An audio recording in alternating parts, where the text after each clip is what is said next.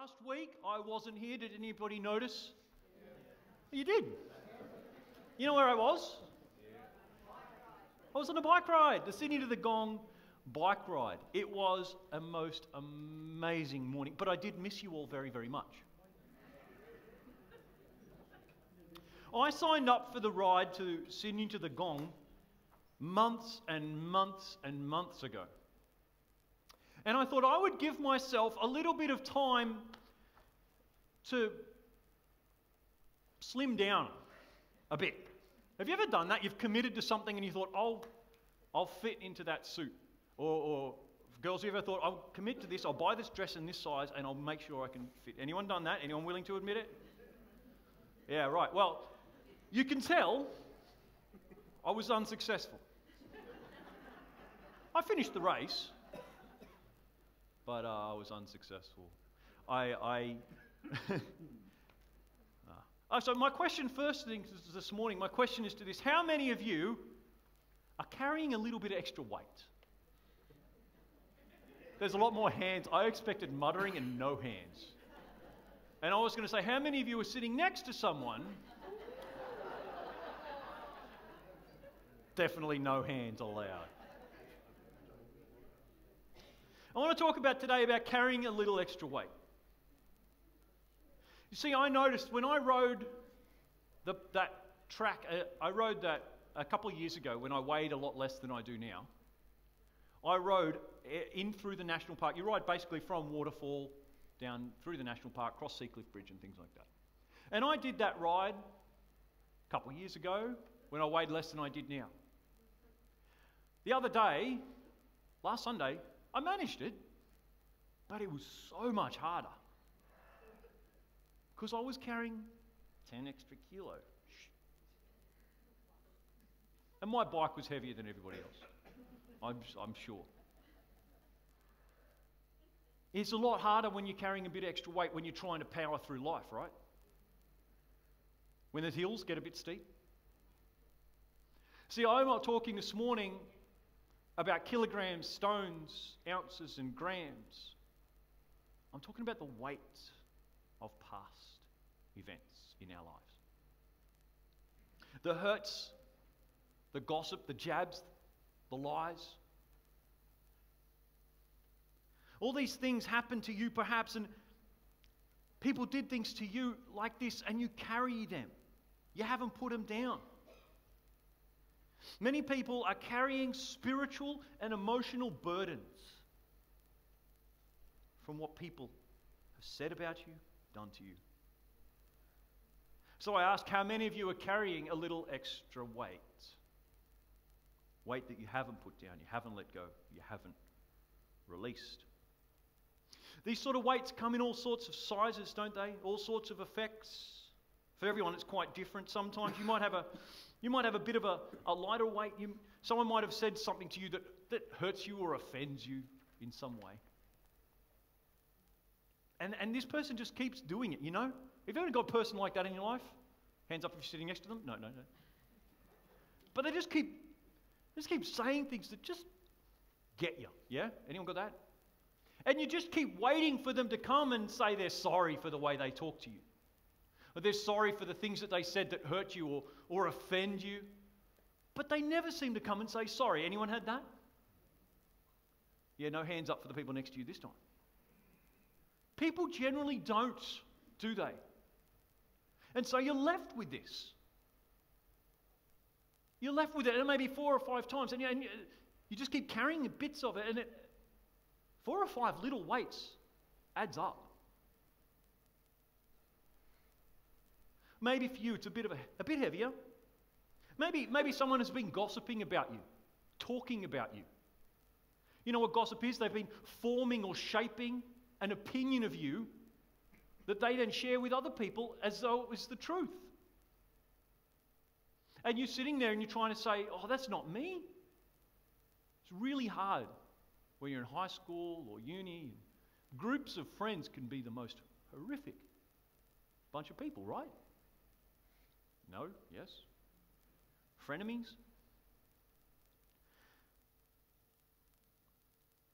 You feel so heavy. That's not me. I'm not that person. I'm much more than that. And they all go, nah, that's who you are. Yeah, that's who you are. No, it's not. And what do you do with that? The person who gossiped doesn't come and say sorry, even though they should. Maybe for some of you, you feel abandoned and betrayed. Maybe you're the kind of person who's had that moment in your life where someone you loved, someone you trusted, someone you believed loved you, didn't. Turned their back on you, betrayed you. Maybe you've had to sit down and look someone in the eye and say, you stood up in front of God, family, and friends, and you vowed that you would love me. But then you turned your back on me, you turned to somebody else, and now everyone looks at me differently. I don't know if you've ever had that conversation or ever wanted to have that conversation with somebody. Maybe it was a partner, spouse, or maybe it was a parent who left you family as a child. Or maybe it was a child that threw everything you did for them in your face and disappeared. It's a weight. What do you do with that? Perhaps you're just carrying that huge weight. You're waiting for the day when that person comes home and drops to their knees and says, I'm so sorry for what I've done. I'm sorry I ran out of you and your mother when you were a kid, or your father when you were a kid. I'm sorry that I did that to you, mum and dad. I'm sorry that I did that to you, my spouse or partner. But they generally don't, do they? I know we see it in the movies. That's why it makes it to the movies, because it's rare. So you're left with it. You're just carrying it. The hurt and the pain of that. And then some of you, you're carrying even more weight than that. Some of you are carrying the pain and trauma of abuse. Maybe emotional, physical, sexual, spiritual abuse. And the pain, the anger, the frustration of that bears down on you. Now, I want to say this morning that I'm sorry that those things happened to you. They shouldn't have happened to you. There is nothing in this world that can make it right and undo it. Because it wasn't right. Maybe today will be the start of a process where the pain and the weight of that stops bearing you into the ground. See, forgiveness is about putting down the weight, putting down that burden. Jesus says in John 10:10 that he came to give us life and life abundantly. But if you're suffering under the weight of those things that happen in life,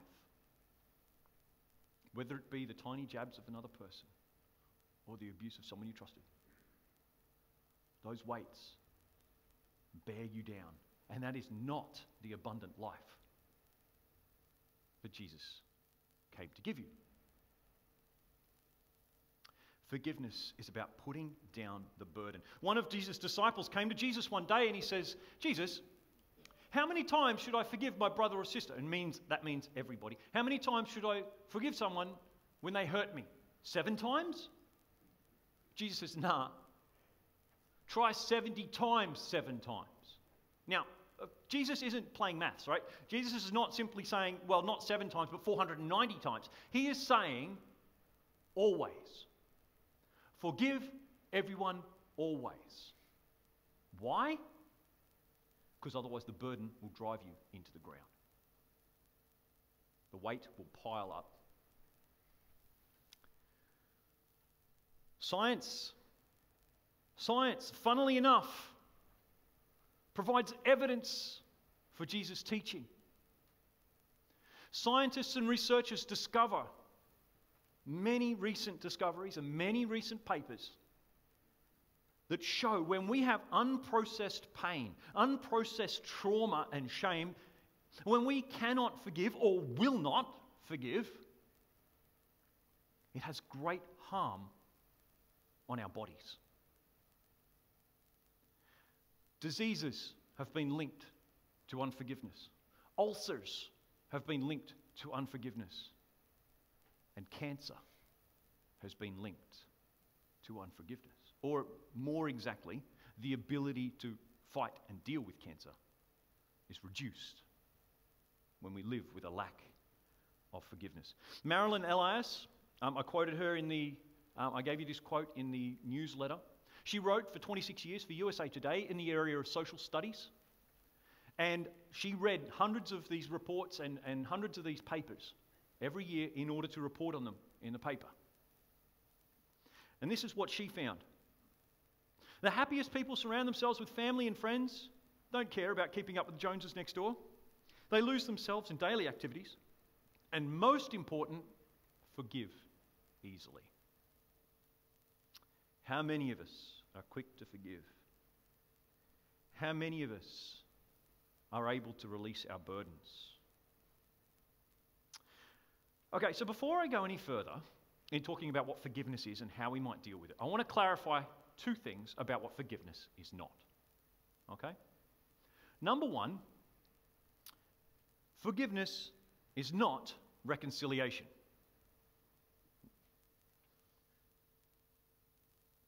Forgiveness is not reconciliation, okay? Reconciliation is a two-person sport.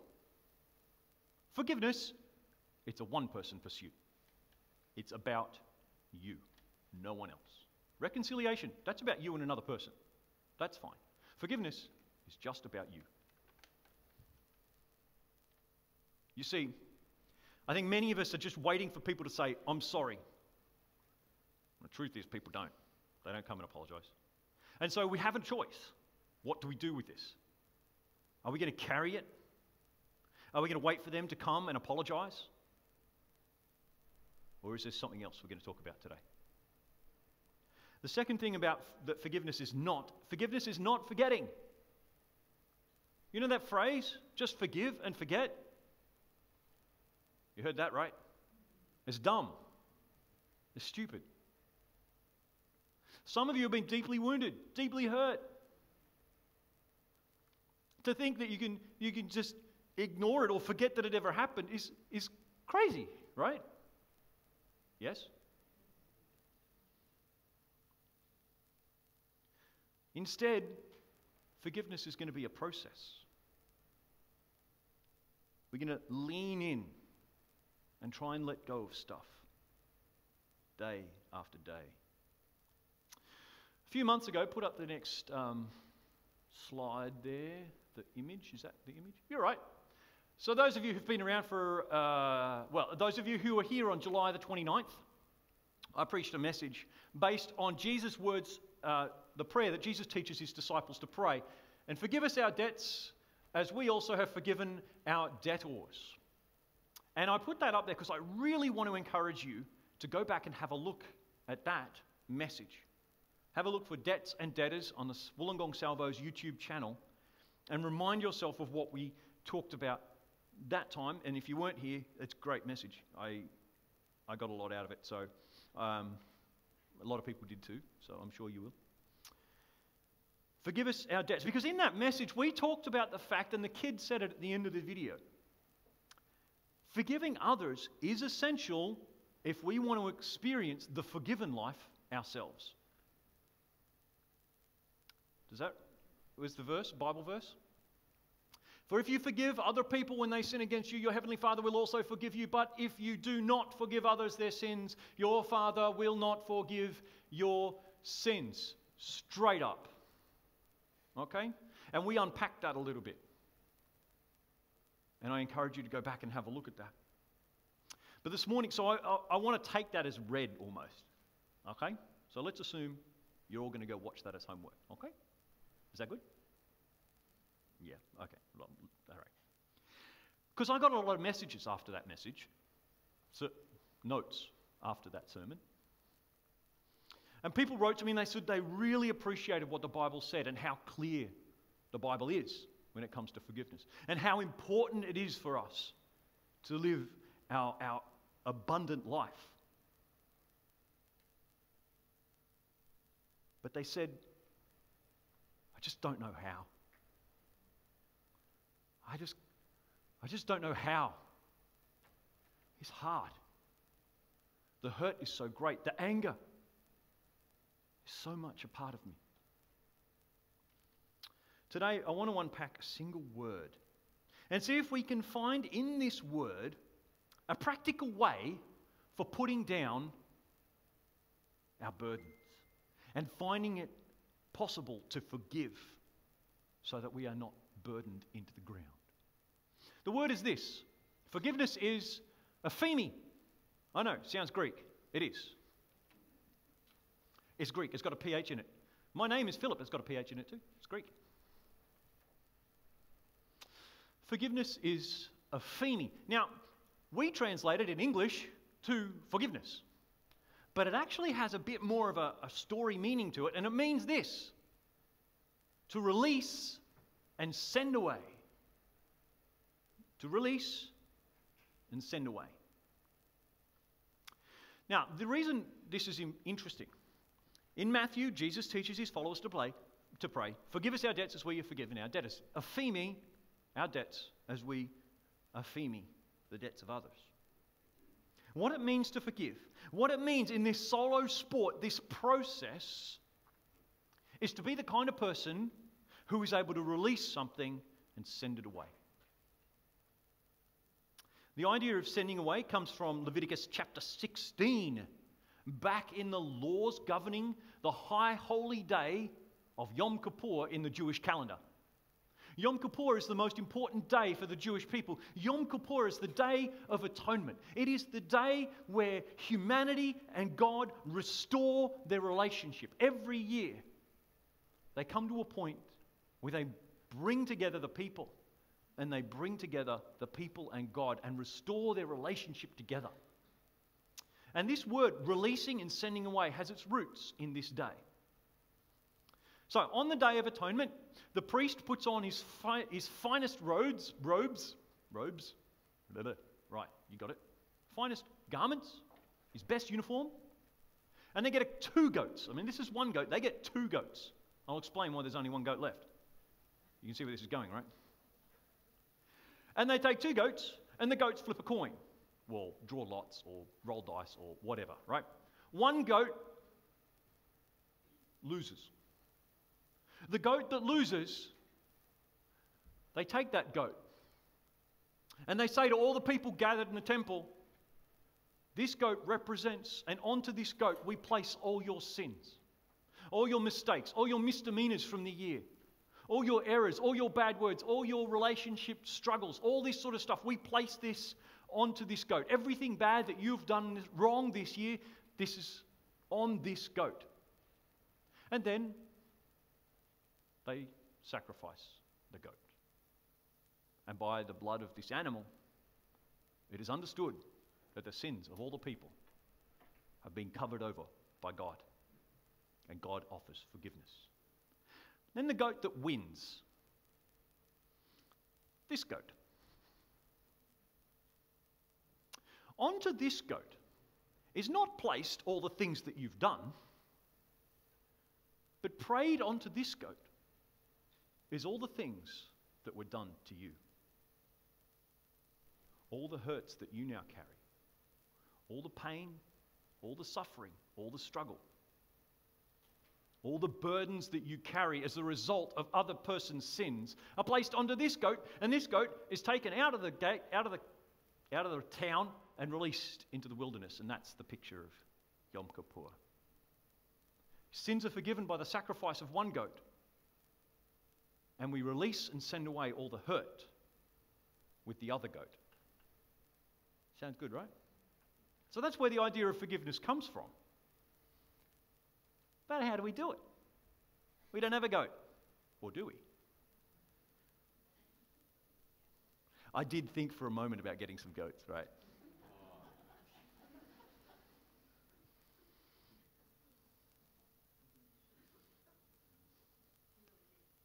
I really did. It's hard to release and send away. Get a goat or whatever, or writing it on a blackboard. Do you remember what those kids did in that video? Writing on a blackboard and then erasing it. It's hard work. It's not easy. Someone does something to me to hurt me, I just release it and send it away. I want vindication. I want revenge. Retribution. Somebody should pay. Somebody is to blame. I want justice. And sometimes forgiveness feels weak, right? But remember, this is not about reconciliation. This is about you and what you're carrying.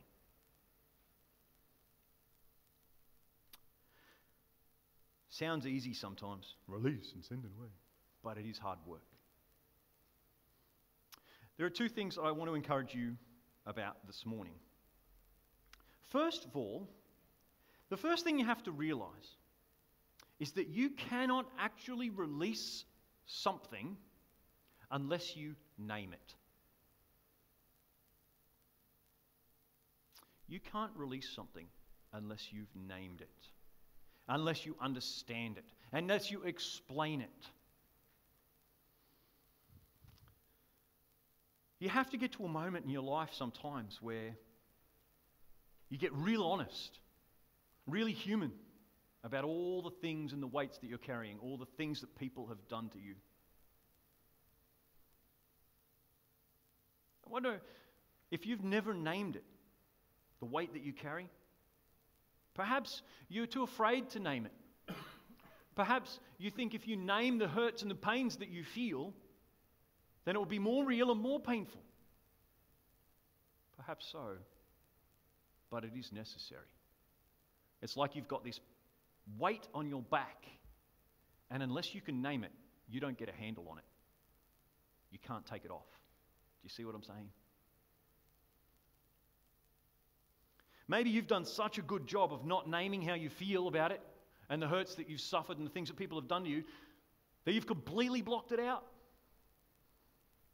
You feel the weight, but you're not sure why. Things that were done to you, said to you, wrongs that happened to you. Today I'm praying that you will have insight and courage to write down the pains and the hurts, to name them onto paper or to speak them out in prayer. This is where I truly believe counselors and psychologists have an absolute gift. People come and they sit in their office, and all the counselor does is help them name and understand the pain, the weight, and the burden, yeah? And then a counselor will help pray through that, to release it and send it away. Not to forget it, but to send it away so that it no longer bears you into the ground. So we need to name it, to write it down, and to express it to God. I'm going to give you a three-word process to go through in a second. Or maybe, and maybe you're a bit like me, and you've done this sort of thing before. How many of you have heard a message on forgiveness like this before? Yeah? Anybody? All of you who were in here in July. How many of you, when you were younger, I had this experience when I was in youth group. We went away on camp, and we had this, we would write down things on a bit of paper around the campfire or something, and all the hurts and the things that people had done to us and all those sorts of things, and we would throw it in the fire. Has anyone done that kind of process? Yeah. Have you ever done the thing like the kids did on the blackboard where you write it up and then you erase it out? Yeah. I've done this before. And I've got to tell you, I'm going to need to do it again. Because stuff always happens to me. I'm pretty sure stuff always happens to you, unless you live in a closet. Somebody owning up to living in a closet. Not a cupboard under the stairs. Maybe in a meeting like this, you've made a decision to work on forgiving someone for some incredible hurt that they caused you. You've said prayers and you've made a commitment in your heart to release this and let it go. And you feel great in that moment, but then 10 seconds after the meeting's finished, a person says something to you and you want to smack them again. Yes? Or next Tuesday something happens and you're reminded of just the most horrific things that happen in your life. It has to be. When we're talking about forgiveness, when we're talking about aphemi, you need to repeat it. All over and over again. Release and send away. Release and send away. So I want to leave you with 3 words. The 3 words are this: cross, release, send it away. These words have become a little bit of a mantra for me in the last week. When someone does something, says something, someone looks at me weird. That's Rebecca. When someone makes a complaint, I do have the tendency to take it on board, to stew over it, right? Anyone else like that? To internalize it, to tell myself a story about it. I just stop. Say to myself, cross, release, send it away. Cross, release, send it away. When I am dinged, slighted, or any moment that I find myself being triggered, when I find myself feeling the weight, I go back to the cross. Go back to the cross. This morning, we're going to sing a song that we sung just before, Calvary. And I want to have a time where I thought about having some goats. I thought about having a bonfire. And Will said no. But you know what? We have a place of prayer. We have these 2 benches. Benches where thousands of people have knelt. Where thousands of people have come to God and said, God, I cannot forgive this person. Please help me. Help me to release this burden. Help me to deal with this so that my life can be free and abundant. You have to name whatever that weight is. And you have to work hard at that, because the better you name that weight, the better you name that burden, the better the handhold you get on it. And let me say, there is a risk if you don't do it. Because the risk is, if you're hurting, you're going to hurt. Hurt people, right? And I'll admit that I say things that I really shouldn't. I can be passive aggressive. If we don't know how to name the things that get to us, if we don't take it to the cross, if we start carrying it, our posture will be off. Our health will suffer. Our lives will be shortened. And you'll be missing out on the abundance of life.